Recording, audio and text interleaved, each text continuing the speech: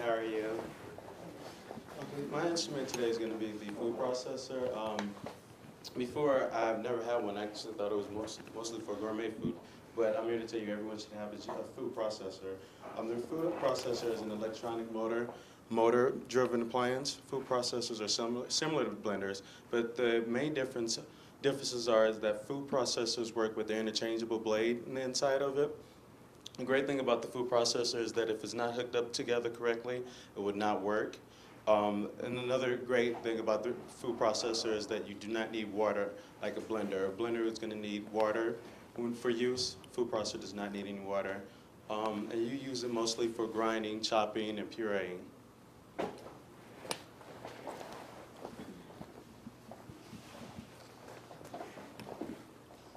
I'm going to talk to you guys a little bit about knives.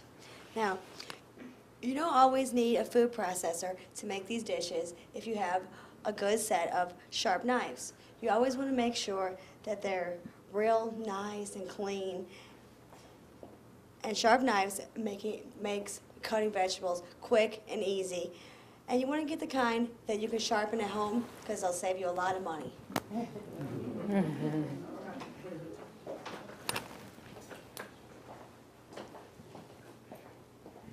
Thank you very much. I have to go back here and get my gadget, but while I'm going back here, I just want everybody to know I'm here to talk about the blender. The blender was basically invented in 1922, and it was invented for the purpose of making malted milkshakes. And around 1932, it was I wouldn't say reinvented, but it was redesigned with a large container at the top, and the base that you see the blades are at the base. Okay, and what happens with the blender, you have to use water pretty much for the blender. If I can sit there right there just for a second. But I'm pretty sure you probably had the blender stuck on your desktop in the kitchen, was wondering what can you do with that blender. You can actually make baby food with that. You can make some desserts, and you actually can make smoothies, nice cold smoothies. You also can use some nice wholesome vegetables with a little broth and and they can make some soup within minutes. So now you got a new way to use the blender. Thank you. Okay, I'm going to talk about the most important thing, which is everyone's safety using the blender and the food processor and the knives because they're sharp objects and we don't want anyone losing any limbs today. So first, make sure you read all the instructions. You want to make sure that you don't put the cord next to any water or the actual base next to any water because you might feel a shock or electrocution or something like that. Then you also, while the instrument is in progress, while the blade is moving, you don't want to put your hands, knives, spoons, any utensils in there. You can put a rubber spatula in, but only when the machine is off. You don't want the cord to hang off the side of the table or on the floor because someone may trip over it or walk past it and knock the instrument onto the ground. And then with the knives, when you're cutting, you want to make sure you cut with the blade away from you at an angle, not towards you. With the cutting board, we want to put a damp towel or a damp paper towel underneath so the cutting board doesn't slip and cut you by accident. And if you happen to drop a knife, don't try to catch the knife while it's falling to the ground. Just let it hit the ground, then pick it up by the handle, not by the blade. So that's it. Okay, so now you can put that down. I'm taking off this jacket, everybody. So I'm all ready. People have to wear more than one hat around here. So here's my hat. So I want everybody to have a good time, okay? You will have your leader. You're going to be cutting, using the whatever, okay? So we're going to make a dish, and then at the end, we're all going to enjoy this good food. We have a cranberry slaw dish, okay? We have a dessert, carob balls. Carob is tastes like chocolate, but it doesn't have what chocolate's in it. It's an excellent food. And then we have grape juice, and we have ice cream. Okay, so everybody enjoy, and let's get down to work. We have gloves up here, so you come up here and get some rubber gloves. We have all different sizes, so just come up slowly. And your recipes are in your packet, and it'll say on your desk, on your tables, what you're making. Okay, you're making the confectionery. Everybody else over here is making the cabbage slaw. And Mr. Well, you're going to be making the grape juice and the you want okay, if you'd like to spend your time at that table, that's fine. Okay, all righty. So let's begin, everybody. You can help the gloves. There's gloves up here. You can come up here, or you can bring them around, take them around. Okay, so the first ingredient are the almonds. And almonds are the most alkaline nuts of all the nuts. They're actually an anti-cancer. The reputation is that they're cancer fighting.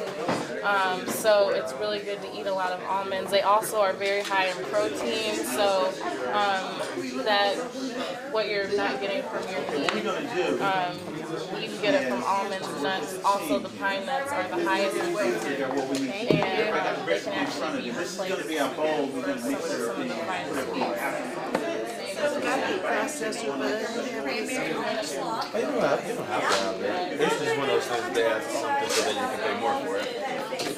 That's what that the food processor will not work without the lid attached correctly. That's the good thing about the food processor. You got one? Oh yeah, that's what I have this one probably.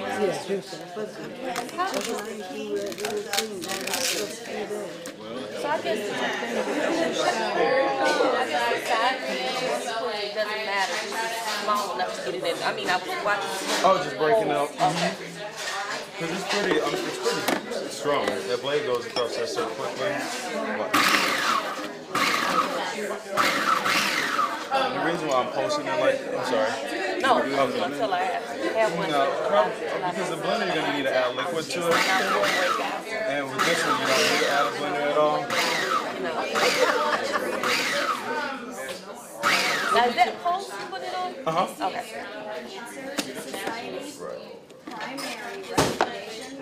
Since we're making the coleslaw, I wanted to make sure.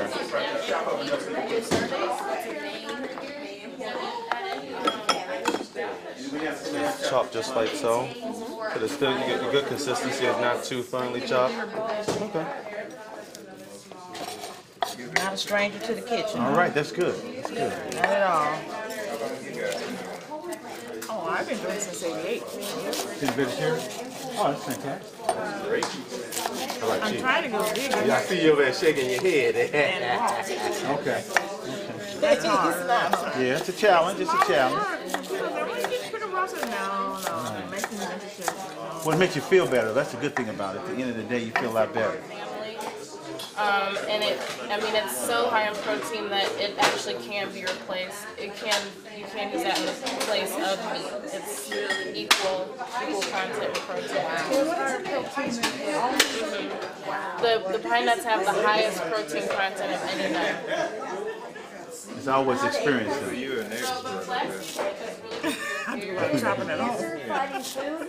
So it's really good for your thyroid, and then also it has laxative properties as well. It has laxative properties as well. And you said coconut contains organic Iodine. Which is necessary to prevent thyroid gland problems. Really good for you. I mean, there's good fats and there's bad fats. They say it's either you love them or you hate them. Yeah. Coconut's like one of those type of foods. Yeah, right. I love it. So is that a good oil to use too? Yeah. I know you can drink coconut oil to eat. Yeah. And it's as an oil. You can, if you have eczema, put it on your skin. It's excellent if anybody's got eczema.